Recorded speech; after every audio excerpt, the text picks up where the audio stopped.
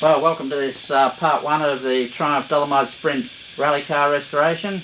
It has all been pulled apart, as you can see, and we'll start putting it back together now, and that might take some time. Well, welcome to the Dolomite restoration.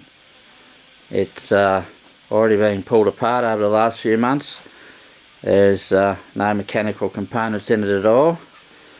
This whole thing started out as just a bit of a tidy up, fix a few things, tidy up a few messy brackets, but it slowly grew as I found more and more things wrong with the poor old thing. So there's no engine, it's up at the engine reconditioners. No suspension. I'm waiting on a welder at the moment to come and weld up some fatigue cracks that have developed in the poor old girl. I've had this car for 33 years.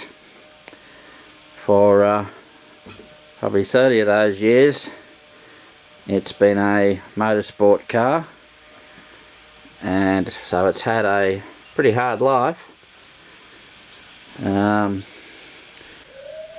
So over the next 6 or hopefully less months, I'll make the occasional episode covering the dolly's reassembling.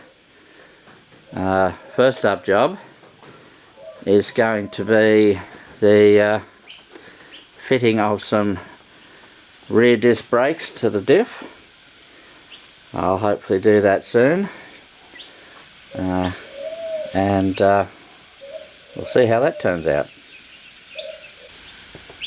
In its early years I did use it to drive to work and generally get around, but as time went on it came more for motorsport. The TR7 took over as general transport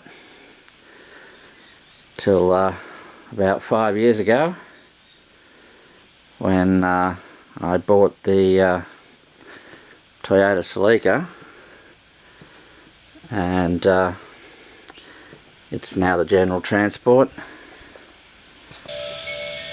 Well, that's about it for part one of this Dolomite Sprint Rally car restoration. Next time, tune in. We'll put some disc brakes onto the rear diff and see how that goes. And so see you next time. Same duck time, same duck channel.